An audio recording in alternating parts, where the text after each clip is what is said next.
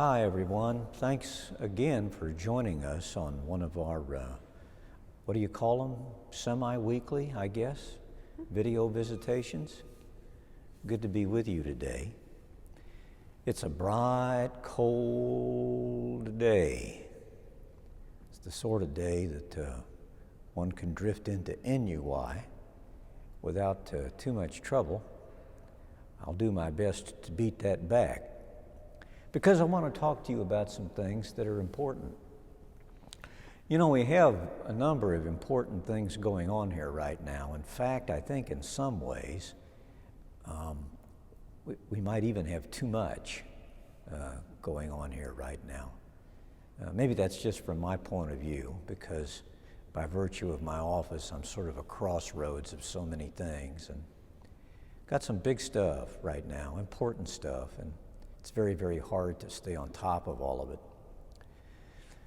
First thing I want to mention is our Hollis and Miller survey. I think roughly between school faculty, parish staff, and school parents and ex-school parents and just parishioners generally, I think around 350, 400 folks completed that survey, which is not a, bad number.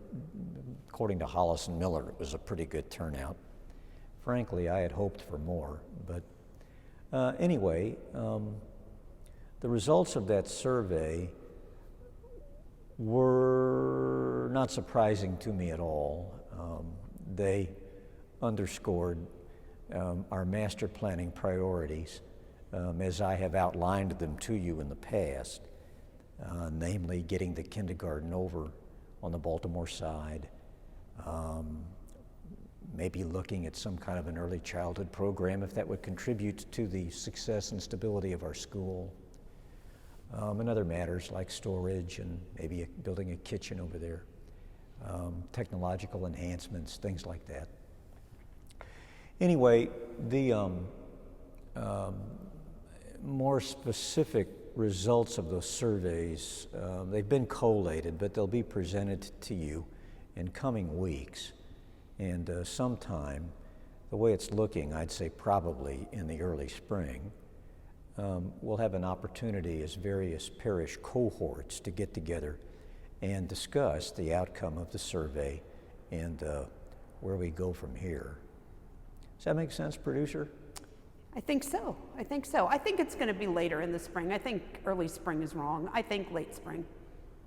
Yeah. Because I think we're going to have some framework already done before we go to the parish at large. So. Yeah. I expect you're right. You know, the next thing I want to mention is an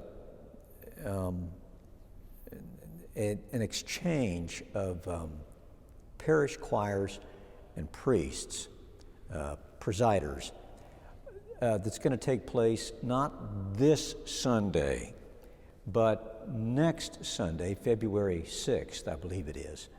And, what's going to happen is that the principal African-American parish in the city, St. Monica's, its pastor, Father Leonard Gicheru, and their choir will be coming over to Visitation on Sunday morning, February 6th, and Old Man Offit here and our choir will be going to St. Monica's.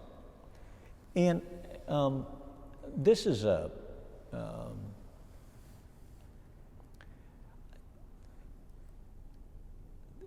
the sort of maneuver that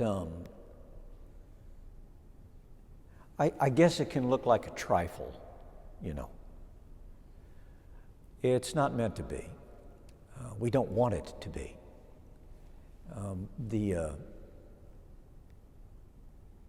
Racial Justice Committee, the Faith Formation Committee. But this actually came out of the Social Concerns Committee. The Social Concerns Committee too, and thank you for that, and other people besides want this to be more than simply an aesthetic experience. This kind of thing is meant to be a cultural exposure. It's meant to be, or let's say this way, we hope it will be a catalyst toward the inauguration of friendships, toward a deeper understanding and awareness of our parish community and its needs, and St. Monica's parish community and its needs. I have high hopes for it, and I hope it will indeed start something that we can carry into the future. So, how's that sound? I think it sounds good.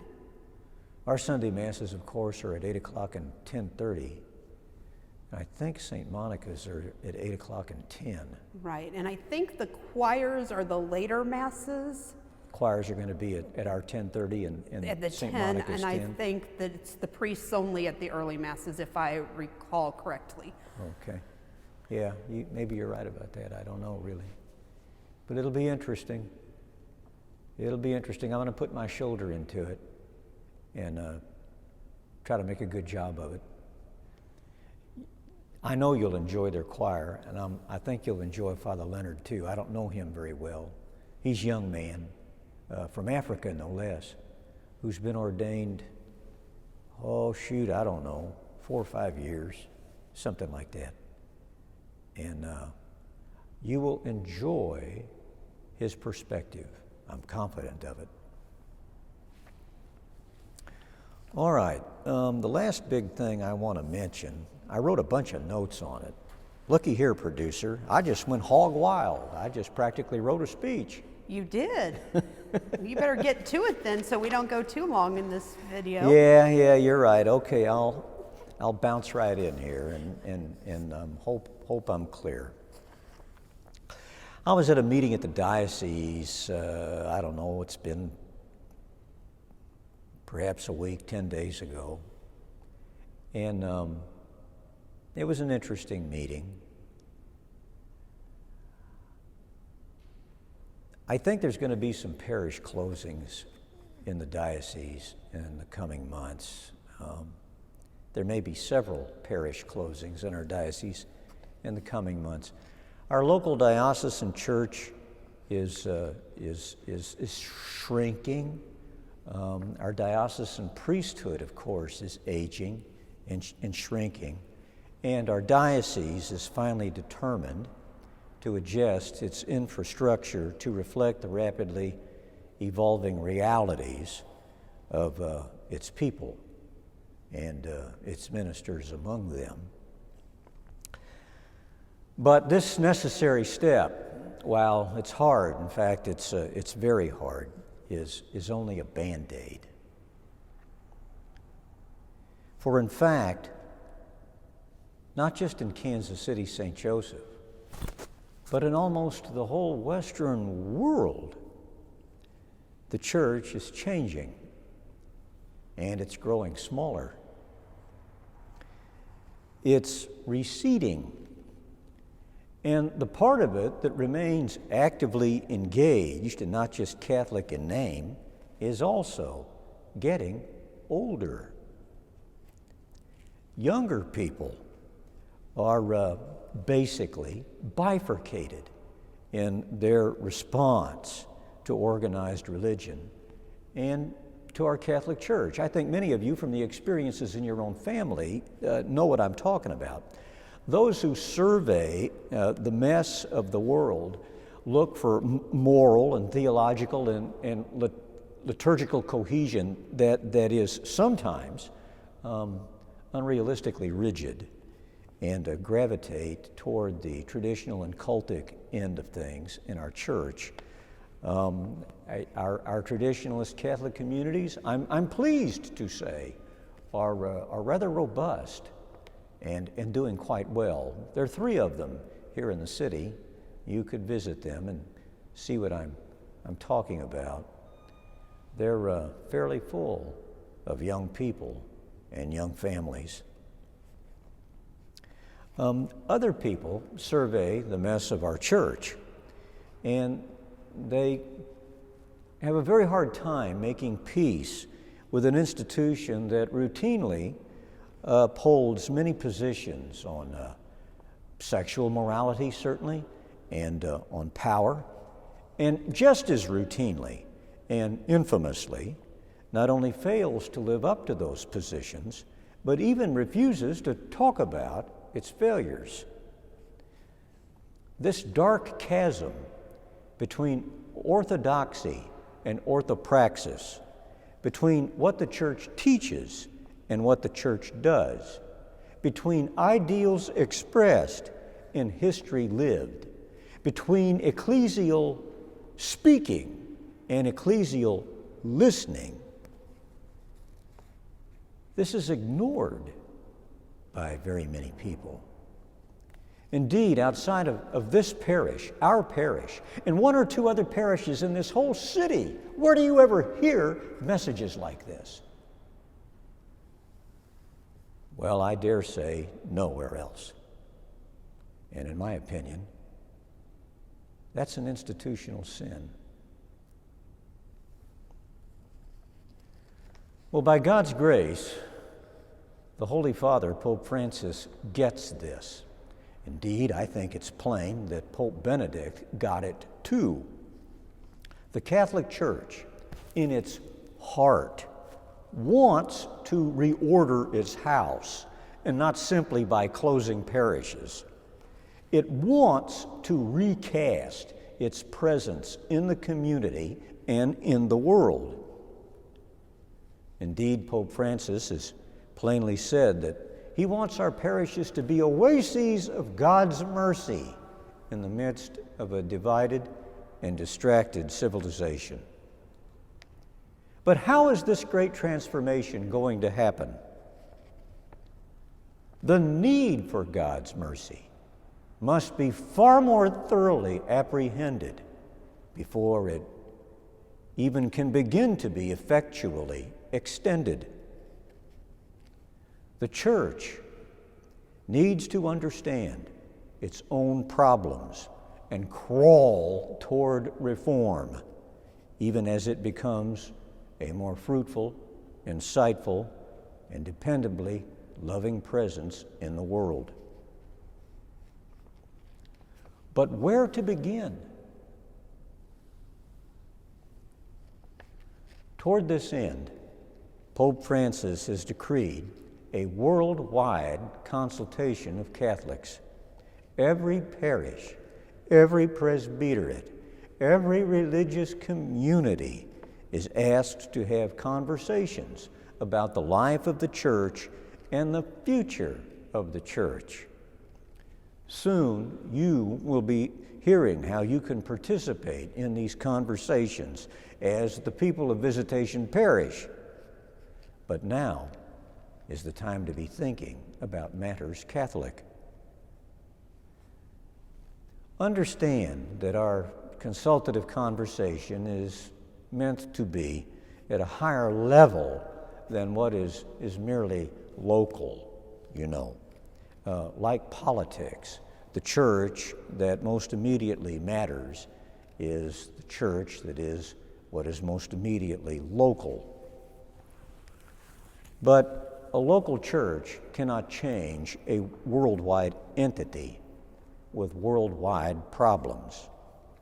And yet we can and should hear each other out about our common mission and our common problems. So I hope you will be spending some time in prayerful consideration about, what you believe needs to be addressed about the Catholic Church on a worldwide level.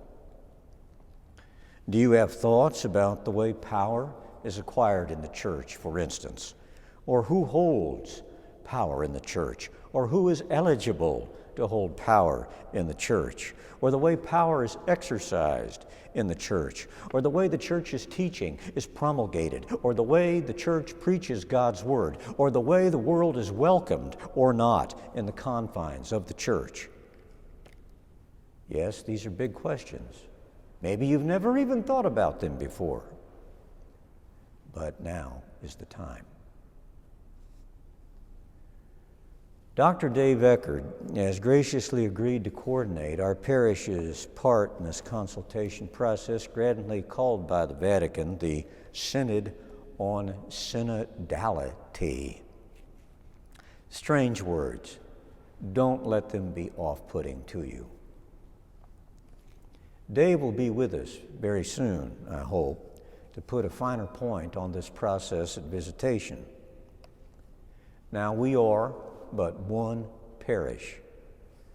We're not likely to change anything by ourselves. But what if every parish just folded its tent in the face of the church's problems? In fact, I don't even need to say, what if, because that's basically what this and every parish has done. We've said, well, we can't change this stuff. We don't like it, but what can we do about it? And so folks have left. Lots and lots and lots of folks have left over the last 2 generations.